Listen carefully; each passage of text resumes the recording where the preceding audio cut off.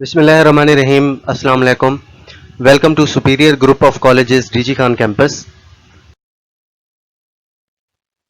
आज बेटा हम चैप्टर नंबर 4 का 10th लेक्चर जो है वो कंटिन्यू करेंगे और ये हमारे लिक्विड पोर्शन का आखिरी लेक्चर होगा। इसके बाद सॉलिड पोर्शन जो है वो हमारा स्टार्ट होगा। आज का जो टॉपिक है बेटा वो है जी liquid crystal and its application, कि भाई लिक्विड क्रिस्टल्स क्या होते हैं और उसके क्या इस्तेमालात हैं। इसी को फिर हमने आज डिटेल से डिस्कस करना है।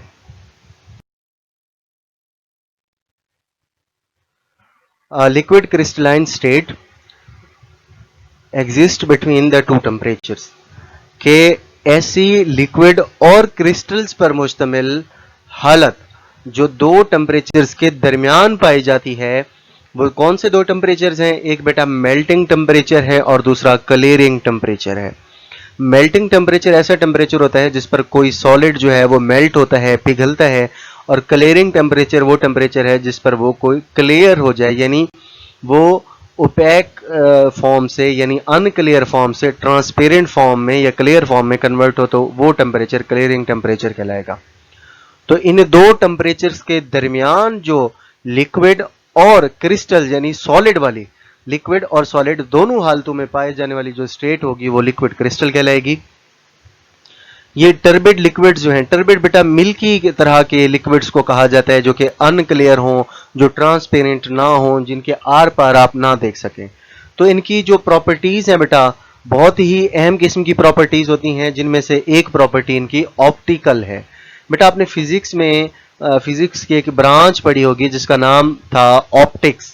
तो ऑप्टिक्स एक ऐसी चीज होती है जिसमें आप लाइट से रिलेटेड चीजों को डिस्कस करते हैं। तो ये लफ्ज उसी से आपको याद रहेगा, ऑप्टिकल, यानी ऐसे सब्सटेंस जो लाइट से रिलेटेड जो है स्टडी करने के लिए मदद दें या लाइट के लिहाज से जो है वो मुख्तलिफ किस्म की प्रॉपर्टीज को शो करें, तो वो ऑप्टिकल कहलाते हैं। तो इन टर्बिड लिक्विड्स को, इन अनक्लियर या मिल्की लिक्विड्स को बेटा हम क्या कहते हैं? Liquid crystal. अच्छा, इसमें यह है कि क्रिस्टलाइन जो सॉलिड होता है यानी जो ठोस होगा, यानी जिसमें रेगुलर, रिपीटेड और 3 डायमेंशनल अरेंजमेंट ऑफ एटम्स होगा। क्रिस्टलाइन सॉलिड के बारे में आपको पता है कि रेगुलर अरेंजमेंट ऑफ एटम जिस सॉलिड में होगा वो क्रिस्टलाइन सॉलिड कहलाएगा। और इसकी जो है दो कैटेगरीज हो सकती हैं, एक का नाम है बेटा आइसोट्रॉपिक और दूसरी का नाम है एनीसोट्रॉपिक। अब ये प्रॉपर्टीज क्या हैं? देखें, आइसो का मतलब होता है सेम और ट्रॉपी जो है वो डायरेक्शन को जाहिर करती है, यानी ऐसे ठोस मादे या ऐसे सब्सटेंस जिनकी प्रॉपर्टीज डायरेक्शन चेंज करने से सेम रहें, चेंज ना हो, तो वो आइसोट्रॉपिक सब्सटेंस कहलाएंगे। मिसाल के तौर पर अगर आपके पास कोई मेटल है, मेटल की चाहे आप अलोंग लेंथ कोई फोर्स अप्लाई करें, अलोंग विड्थ या अलोंग हाइट, किसी भी डायरेक्शन से आप उस पर फोर्स अप्लाई करेंगे तो उस पर लगने वाला जो प्रेशर है, जो डायरेक्शन के लिहाज से उस पर लगने वाली प्रॉपर्टी है, वो क्या रहेगी? सेम रहेगी। जबकि एनिसोट्रॉपिक बेटा इसका अपोजिट होते हैं, यानी ऐसे सब्सटेंस जिनकी डायरेक्शन चेंज करने से उनकी मैकेनिकल प्रॉपर्टीज जो हैं वो चेंज हो जाए। मिसाल के तौर पर अगर आपके पास लकड़ी का कोई ब्लॉक है, आप उस पर लंबाई के रुख कोई फोर्स लगाएंगे तो उस पर असर जो है, स्ट्रेस जो है या जो प्रेशर है वो और तरह का होगा। और अगर उसकी विड्थ के अलोंग, डायमीटर के अलोंग अगर फोर्स लगाएंगे डायरेक्शन चेंज करने से, तो उसकी ये प्रॉपर्टी जो है वो चेंज हो जाएगी। लेकिन जो आपके लिक्विड क्रिस्टल होंगे, ये तो बताया आपको क्रिस्टलाइन सॉलिड के बारे में कि वो आइसोट्रॉपिक भी हो सकते हैं, एनिसोट्रॉपिक भी हो सकते हैं, यानी डायरेक्शन चेंज होने से उनकी प्रॉपर्टी सेम भी रह सकती हैं, चेंज भी हो सकती हैं। लेकिन लिक्विड क्रिस्टल जो है वो हमेशा एनिसोट्रॉपिक होंगे, यानी डायरेक्शन चेंज करने से इनकी प्रॉपर्टीज चेंज हो जाएंगी। अच्छा, इसमें बेटा देखें, सॉलिड को आप हीट करें, हीट करने से ये लिक्विड क्रिस्टल में क्या हो जाएगा? कन्वर्ट हो जाएगा। तो ये इसका मेल्टिंग टेम्परेचर जो है ये हमारे पास होता है 145 डिग्री सेल्सियस। 145 डिग्री सेल्सियस पर ये जो आपका सॉलिड है ये लिक्विड क्रिस्टल में कंप्लीट होगा। अगर आप इसको मजीद गर्म करते जाएंगे, यही लिक्विड क्रिस्टल आपका सिर्फ और सिर्फ लिक्विड में कन्वर्ट हो जाएगा और ये होगा 179 डिग्री सेल्सियस पर। और जब ये लिक्विड में कन्वर्ट होगा तो ये क्लियर हो जाएगा। लेकिन जब ये लिक्विड क्रिस्टल होगा उस वक्त इसकी टर्बिड फेज होगी, मिल्की फॉर्म होगी, अनक्लियर फॉर्म होगी। ठीक है, तो इसी वजह से जब बेटा सॉलिड को आप हीट करते हैं तो उससे लिक्विड क्रिस्टल से आपको लिक्विड मिलेगा। लेकिन जब आप इसको कूल करेंगे तो रिवर्स प्रोसेस होगा, यानी लिक्विड से आपको लिक्विड क्रिस्टल मिलेगा और लिक्विड क्रिस्टल से वापस आपको सॉलिड भी मिल जाएगा।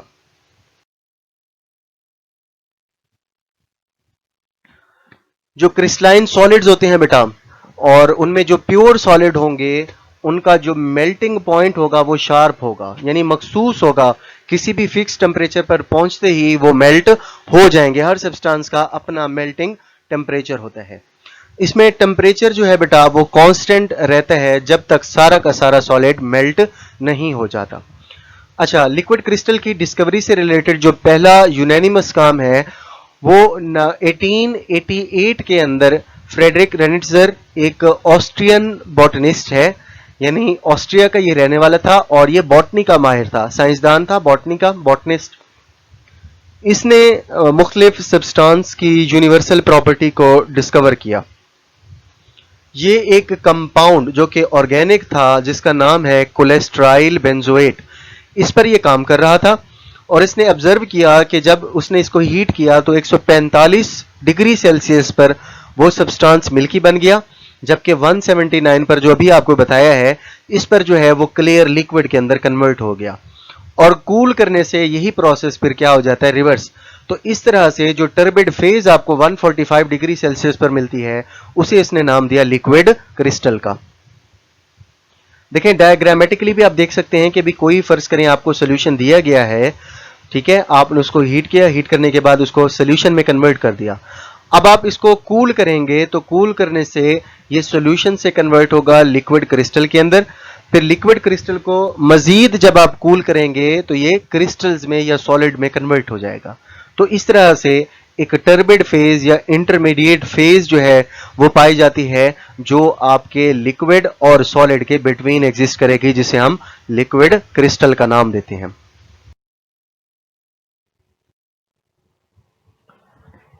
अच्छा बेटा, अब इसकी डिस्कवरी के बाद काफी हद तक जो सब्सटेंसेस हैं वो रिपोर्ट हो चुके हैं, जिनके बारे में पता लग चुका है कि भाई वो टर्बिड लिक्विड फेज जो है वो बनाते हैं क्लियरिंग टेम्परेचर पर पहुंचने से पहले पहले। ये वही डिटेल है जो अभी हम डिस्कस कर चुके हैं कि भाई क्लियरिंग टेम्परेचर से पहले और मेल्टिंग टेम्परेचर के बाद एक टर्बिड जो है अनक्लियर किस्म की एक स्टेट एग्जिस्ट करती है जिसे हम लिक्विड क्रिस्टल का नाम देते हैं। अच्छा, ये जो आपके लिक्विड क्रिस्टल्स हैं इसमें लिक्विड लाइक प्रॉपर्टीज भी होती हैं और क्रिस्टल या सॉलिड लाइक प्रॉपर्टीज भी हैं। लिक्विड लाइक प्रॉपर्टीज इसमें फ्लो एज अ लिक्विड्स होता है, यानी ये लिक्विड्स की तरह फ्लो कर सकते हैं, सरफेस टेंशन होती है और इनमें विस्कोसिटी होती है। जबकि अगर इनकी सॉलिड लाइक प्रॉपर्टीज को देखा जाए तो इनमें ऑप्टिकल प्रॉपर्टीज होती हैं, यानी लाइट से रिलेटेड ये डायफ्रैक्शन वगैरह शो करती हैं, और इनमें कुछ हद तक डिग्री ऑफ ऑर्डर भी पाया जाता है, यानी इसमें कुछ सेगमेंट्स ऐसे होते हैं जिसमें कुछ ना कुछ जो है वो तरतीब या ऑर्डर जो है वो भी एग्जिस्ट करता है।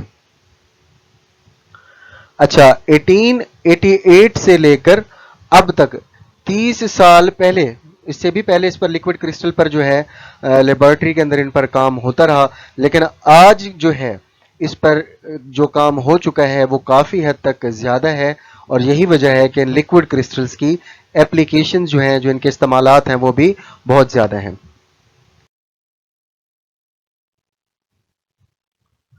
The substance which make the liquid crystals are often composed of long rod-like molecules. अगर हम इसकी कंपोजिशन की बात करें तो लॉन्ग जो है, एक लंबे रॉड की किस्म के मॉलिक्यूल जो हैं वो अक्सर लिक्विड क्रिस्टल्स बनाते हैं। नॉर्मल लिक्विड फेज के अंदर ये मॉलिक्यूल जो हैं रैंडम डायरेक्शन के अंदर ओरिएंटेड होते हैं, यानी ये किसी एक मखसूस डायरेक्शन के अंदर नहीं होंगे। जबकि लिक्विड क्रिस्टलाइन फेज के अंदर ये कुछ ना कुछ ऑर्डरिंग ऑफ मॉलिक्यूल्स, यानी मॉलिक्यूल्स के अंदर कुछ ना कुछ तरतीब पैदा कर लेते हैं। यहाँ पर दो बातें बेटा आपको बताई गई हैं। एक ये कि जब आपके पास नॉर्मल लिक्विड फेज होगी, सिर्फ लिक्विड फेज होगी, लिक्विड क्रिस्टल नहीं, तो उस वक्त मॉलिक्यूल जो है वो डिफरेंट डायरेक्शंस के अंदर होंगे, उनमें तरतीब नहीं होगी इतनी। लेकिन जब लिक्विड क्रिस्टल की बात की जाएगी तो उसमें जो आपके लिक्विड क्रिस्टल के मॉलिक्यूल्स होंगे उसमें कुछ ना कुछ हद तक तरतीब जरूर मौजूद होगी। लिक्विड क्रिस्टल्स की अगर टाइप्स की बात की जाए इन्हीं रॉड लाइक मॉलिक्यूल्स की अरेंजमेंट की बेस पर, तो बेटा ये 3 किस्म के होते हैं, नेमेटिक, स्मेक्टिक एंड कलेस्ट्रिक। अच्छा, लिक्विड क्रिस्टल की जो प्रॉपर्टीज हैं बेटा वो बिटवीन होती हैं दो चीजों के, यानी ये बिल्कुल प्योर सॉलिड की तरह क्लोजली पैक नहीं होते, ना ये लिक्विड्स की तरह मुकम्मल तौर पर जो है वो फ्लो करके या रेंडमली मूव कर सके। कुछ मॉलिक्यूल इसके लिक्विड लाइक प्रॉपर्टीज शो करते हैं और कुछ मॉलिक्यूल जो है वो इसके सॉलिड लाइक प्रॉपर्टीज को जो है वो क्या करते हैं, फॉलो करते हैं। देखिए ये डायग्राम में आपको दिखाया गया है, ये नेमेटिक टाइप के जो हैं आपके लिक्विड क्रिस्टल्स हैं। इसमें पार्टिकल्स की अरेंजमेंट जो है वो आपसे पूछी जा सकती है, तो ये आपने डायग्रामेटिकली जो है वो ड्रॉ करनी है, ठीक। उसके बाद स्मेक्टिक में कुछ हद तक इसमें अरेंजमेंट होती है, लेकिन इसकी बैक साइड पर ये देखिए लाइट कलर में आपको इसके जो रॉड लाइक मॉलिक्यूल्स नजर आ रहे हैं, ये इससे थोड़े से प्रोजेक्शन टाइप साइड पर होते हैं, तो ये स्मेक्टिक हैं। और उसके बाद लास्ट में जो है बेटा अल्टरनेट जो लेयर्स हैं डिफरेंट डायरेक्शंस के अंदर, ये फिर आपकी कोलेस्ट्रिक फेज बन जाती है। अगर यूजेस की बात की जाए तो लिक्विड क्रिस्टल्स की बहुत ही ज़्यादा प्रैक्टिकल एप्लीकेशंस हैं। सबसे पहले नंबर पर बहुत सारे ऑर्गेनिक कंपाउंड्स और जो बायोलॉजिकल टिश्यूज़ हैं उनमें लिक्विड क्रिस्टल जो है वो पाया जाता है, या इनमें लिक्विड क्रिस्टल की तरह की प्रॉपर्टीज जो हैं वो एग्जिस्ट करती हैं। लिक्विड क्रिस्टल जो है ये ज़्यादातर पोटेंशियल फेलियर्स को भी मालूम करने के लिए इस्तेमाल होते हैं किसी भी इलेक्ट्रिकल सर्किट के अंदर। अच्छा, इसके अलावा ये रूम थर्मामीटर के तौर पर भी इस्तेमाल होते हैं। क्यों? क्योंकि ये सेंसिटिव टू हीट होते हैं, जैसे ही इन पर हीट पड़ती है तो इनका कलर जो है वो चेंज होने लगता है। तो फ्रॉम अ गिवन सब्सटेंस और फ्रॉम अ गिवन कलर, ठीक है, आप बेटा आसानी से आइडेंटिफाई कर सकते हैं कि भाई यहाँ पर जो है रूम का टेम्परेचर ज्यादा है या कम है। अगर वो ब्लू होगा तो इट मीन्स वहां पर हीट ज्यादा होगी, और अगर वो कोई और कलर शो करता है तो उसी के मुताबिक जो है टेम्परेचर चेंजेस को रिकॉर्ड कर लिया जाता है। क्रोमेटोग्राफिक सेपरेशंस के अंदर लिक्विड क्रिस्टल को एज ए सॉल्वेंट इस्तेमाल किया जाता है। आपने बेटा क्रोमेटोग्राफी सेकंड चैप्टर के अंदर लास्ट टॉपिक पढ़ा था, तो वहां पर एक आपका मोबाइल फेज होता है, दूसरा स्टेशनरी फेज होता है, और इन्हीं के दरमियान जो है आप डिफरेंट कंपोनेंट्स की सेपरेशन करते हैं। तो वहां पर एक सॉल्वेंट की भी जरूरत होती है, तो liquid crystal as a solvent भी एक्ट करते हैं। लिक्विड क्रिस्टल जो हैं ये ज्यादातर इलेक्ट्रिकल डिवाइसेस के अंदर इस्तेमाल होते हैं, जैसे आपके बेटा वॉचेस हैं। वॉचेस में यहां पर आपने वो वाली देखनी है जो डिजिटल वॉचेस हैं। एक होती है आपकी एनालॉग, जिसमें ये आपकी सुइयां वगैरह होती हैं, वो आपकी एनालॉग है, जबकि दूसरे नंबर पर आपकी डिजिटल क्लॉक्स हैं जिसमें नंबर्स होती हैं, डिजिट्स होते हैं। तो उनमें ये पाया जाता है उनकी स्क्रीन के अंदर, कैलकुलेटर्स में पाया जाता है, लैपटॉप कंप्यूटर्स के अंदर पाया जाता है। ये डिवाइसेस जो हैं ये एक मखसूस टेम्परेचर रेंज के अंदर जो है वो काम करती हैं। इन पर मखसूस प्रेशर और मखसूस किस्म की इलेक्ट्रोमैग्नेटिक फील्ड्स का इफेक्ट जो है वो भी होता है। तो इन्हीं की वजह से कलर चेंजेस पैदा होती हैं, और उन्हीं कलर चेंजेस की वजह से आप अपने कंप्यूटर या कैलकुलेटर की स्क्रीन पर जो है वो मुख्तलिफ डिस्प्लेज जो है वो देख सकते हैं।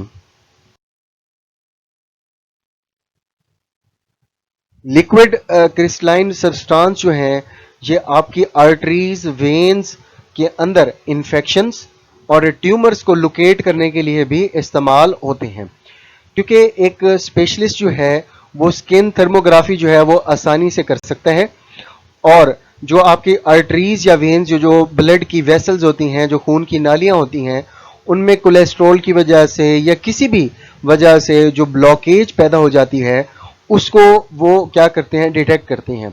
किस तरह से डिटेक्ट करेंगे? जो नॉर्मल आपका बॉडी का टिश्यू होगा उसका टेम्परेचर 37 डिग्री सेल्सियस होता है, लेकिन ऐसा बॉडी का टिश्यू जिसमें ट्यूमर होगा, जिसमें इन्फेक्शन होगा, जिसमें कैंसर होगा, तो वहां पर सेल डिवीजन बहुत तेजी से हो रही होती है, और वहां पर जो रिएक्शंस हैं वो फास्टली हो रहे होते हैं, और यही वजह है कि स्किन का वो हिस्सा जिस्म के बाकी हिस्सों के मुकाबले में ज्यादा गर्म होगा। तो जो चीज ज्यादा गर्म होगी उस पर जब लिक्विड क्रिस्टल अप्लाई किया जाएगा तो बॉडी का वो हिस्सा जो है वो आसानी से आपके सामने नजर आ जाएगा और इस तरह से आप लोकेट कर लेंगे कि बॉडी के इस हिस्से के अंदर जो है वो ट्यूमर या ब्लॉकेज या इन्फेक्शन जो है वो मौजूद है। इसी तरह से एक और है, ये फीमेल्स के अंदर ब्रेस्ट कैंसर को जो है वो भी फाइंड आउट करने के लिए इस्तेमाल किया जाता है। बेटा आपको पता है वर्ल्ड की काफ़ी हद तक जो वुमेन पॉपुलेशन है इसकी कोई 30 से 40% जो है आबादी हर साल जो है वो ब्रेस्ट कैंसर के अंदर मुब्तला हो जाती है। ठीक है, डिफरेंट किस्म के सर्वेज हैं, हर साल आते रहते हैं। ब्रेस्ट कैंसर असल में ब्रेस्ट में होने वाले कैंसीरियस सेल्स की जो है वो प्रोडक्शन है। ये अनकंट्रोल्ड जो सेल प्रोडक्शन होती है उसे हम कैंसर कहते हैं और ये ब्रेस्ट के अंदर खास तौर पर फीमेल्स के अंदर जो है ये बहुत ही सिवियर किस्म की डिजीज है। तो इसके डिफरेंट किस्म के फैक्टर्स हैं, जेनेटिक फैक्टर भी है, कुछ और भी हैं, लेकिन हमने उनकी डिटेल में नहीं जाना। हमने ये देखना है कि जैसे ये देखें डायग्राम के अंदर ये स्किन थर्मोग्राफी है, यानी स्किन से रिलेटेड आप हीट चेंजेस आसानी से मालूम कर सकते हैं।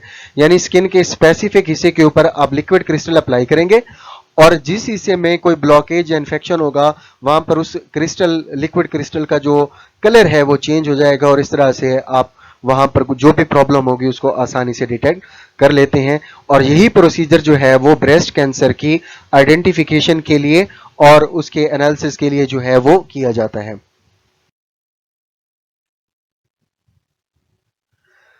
सॉलिड क्रिस्टल की तरह लिक्विड क्रिस्टल जो है ये लाइट को डायफ्रैक्ट भी कर सकते हैं, यानी ये आने वाली जो वाइट लाइट है उसको रिफ्लेक्ट कर सकते हैं एट डिफरेंट एंगल्स और इस तरह से आपको डिफरेंट किस्म के कलर्स जो हैं वो नजर आते हैं। और इसी कलर चेंज की बेस पर हम लिक्विड क्रिस्टल्स को टेम्परेचर सेंसर के तौर पर भी जानते हैं या टेम्परेचर सेंसर का भी से नाम दे देते हैं।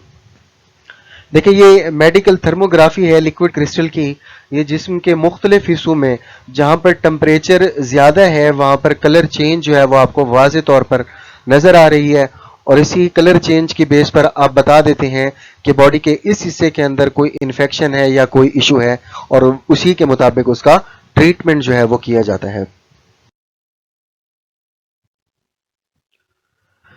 आपका लिक्विड क्रिस्टल जो है वो ऑसिलोग्राफिक और टीवी डिस्प्लेज यानी LCDs लिक्विड क्रिस्टल डिस्प्ले ये कॉमनली इस्तेमाल होता है, आपने अक्सर लफ्ज़ सुना होगा LCD, तो ये लिक्विड क्रिस्टल उसमें भी इस्तेमाल होते हैं।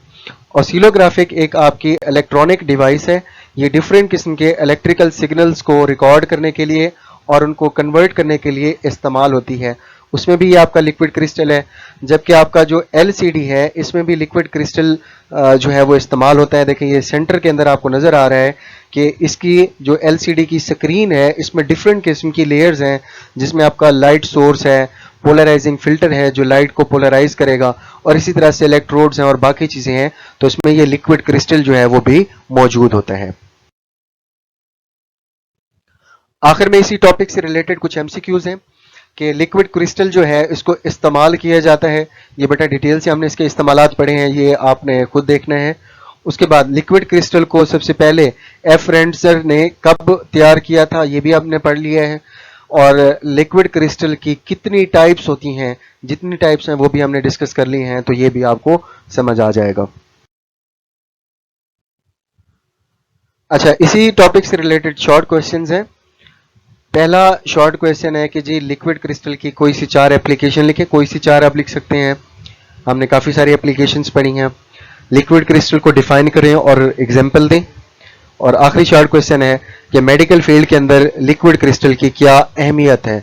ये बेटा अभी हमने डिटेल से डिस्कस की, स्किन थर्मोग्राफी है, ब्रेस्ट कैंसर की डिटर्मिनेशन थी और उसके बाद जो ब्लॉकेज होता है या जो इन्फेक्शंस होते हैं आर्टरीज या वेन्स के अंदर उनको किस तरह से डिटेक्ट किया जाता है, ये सारी चीज़ें बेटा हमने डिटेल से पढ़ ली हैं।